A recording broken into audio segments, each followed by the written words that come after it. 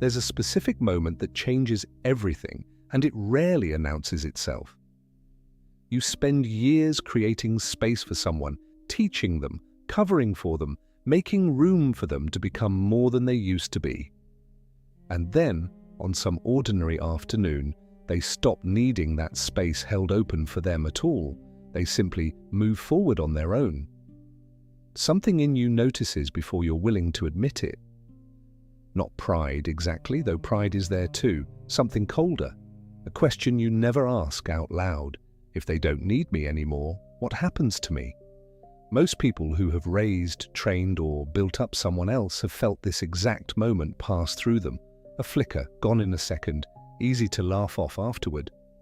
Maybe it happened when your kid solved a problem you couldn't help with, or your employee closed a deal without asking you to weigh in, or your student answered a question you would have needed a minute to think through. For most people, the flicker passes, and what's left behind is something close to pride. But for some people, the flicker doesn't pass. It sets. And what happens next rarely looks like sabotage from the outside. It looks like concern. It looks like guidance that arrives a little too often, feedback that never quite runs out, praise that always seems to arrive with a leash attached. It looks like love, honestly, which is exactly why it's so hard to catch. In someone else or in yourself. Here's the contradiction hiding underneath it.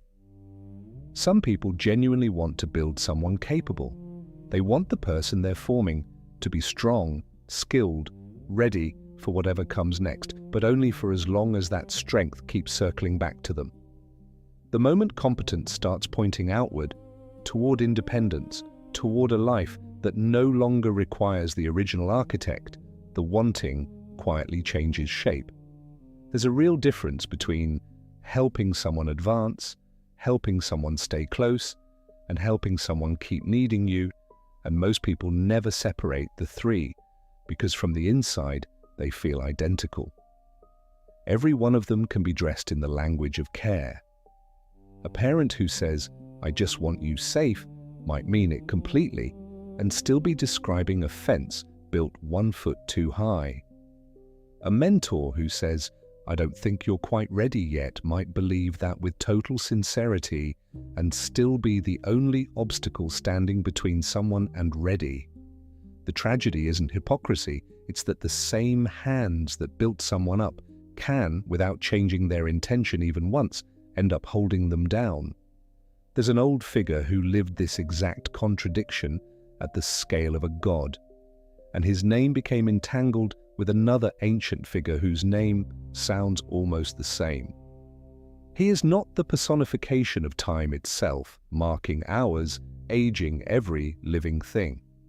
That figure comes from a different strand of Greek thought. The names were close enough that ancient allegorists were already treating the two as one, reading the god who swallowed his children as time consuming the years.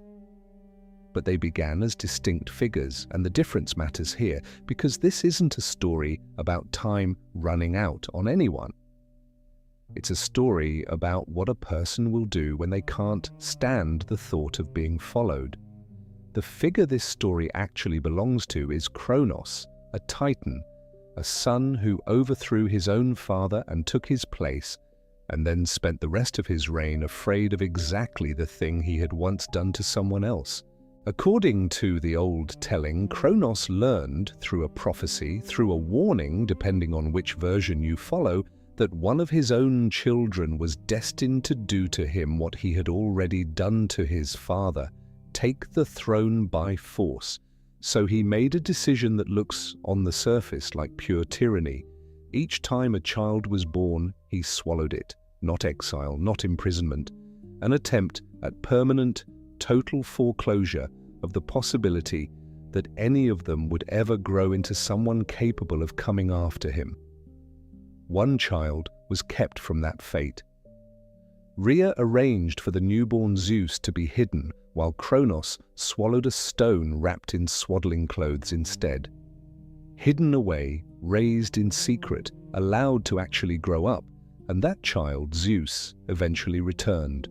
Not to reconcile, not to inherit gracefully, to fight, to force the confrontation Cronos had spent a generation trying to prevent and, in the end, to win.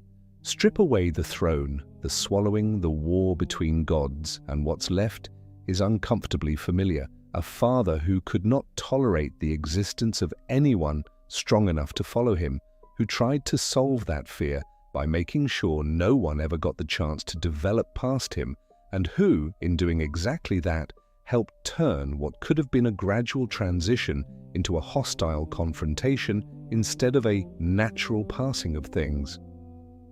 Nobody wakes up one day and decides to become this. It happens in smaller increments than that, and it usually starts from a place that isn't monstrous at all. At some point, a person becomes necessary to someone else. A child needs a parent to survive. A student needs a mentor to learn the shape of a field they don't understand yet. A junior employee needs someone senior to create access they can't create alone. Being needed at that early stage is simply true. It isn't a flaw or a trap. It's the actual structure of teaching, raising, leading. But being needed does something else quietly, alongside its real function. It becomes proof that you matter. Not just useful, essential, load-bearing. And once a person's sense of significance starts leaning on someone else's dependence, the other person's advancement stops being an unambiguous good. It starts to carry a second meaning underneath the first one. Every step someone takes toward independence isn't only their success, it's also, without either of them naming it, a subtraction from the one who made that success possible. None of this requires bad character. A person can be genuinely kind, genuinely proud, genuinely invested in someone else's success, and still be silently recruiting that success into their own sense of worth without ever noticing the recruitment happening. This is where the mechanism actually turns. Watching over someone, checking their work, staying close, offering guidance is protective by design. But protection has no natural stopping point built into it. Nothing tells a parent, a mentor, a founder exactly when their oversight has finished its job and should end.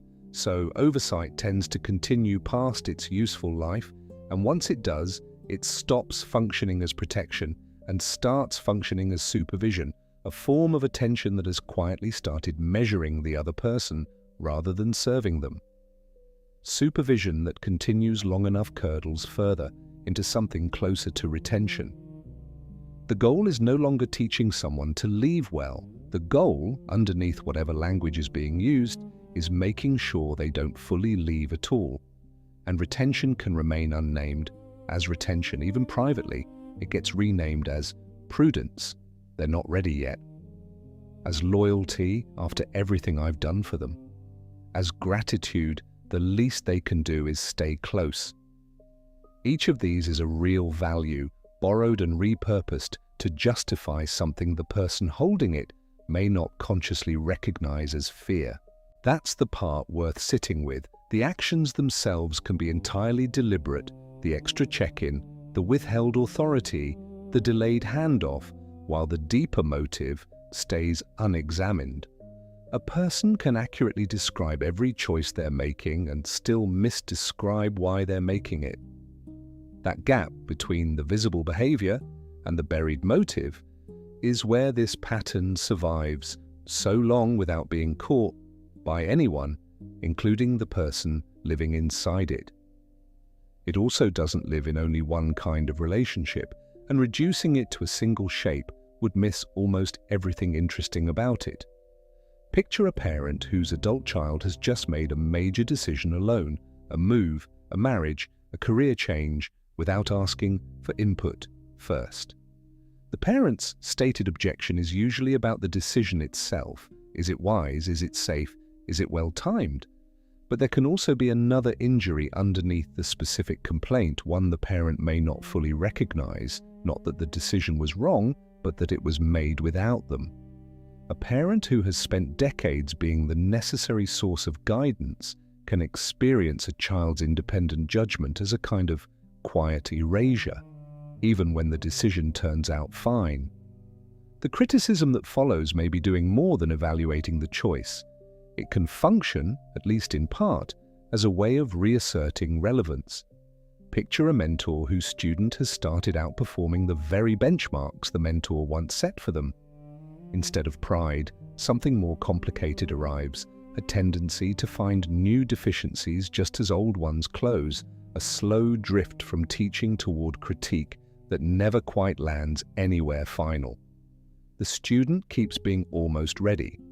Almost, held indefinitely, is a remarkably effective way of keeping someone one step behind without ever, technically, saying no. Picture a founder who built an organization from nothing and still personally reviews every decision, years after hiring people fully capable of making those decisions themselves. The founder will describe this as diligence, as standards, as care for quality. What it actually produces is an organization that cannot function without them, which they will also, in the same breath, describe as a burden.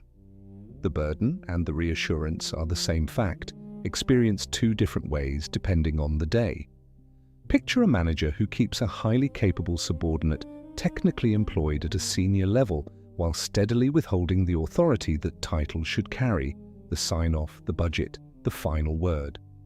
The subordinate is skilled enough to be useful and restrained enough to never become a threat. This is a kind of governance dressed as structure, not a demotion, which would be visible, but a ceiling installed so gradually it can always be denied.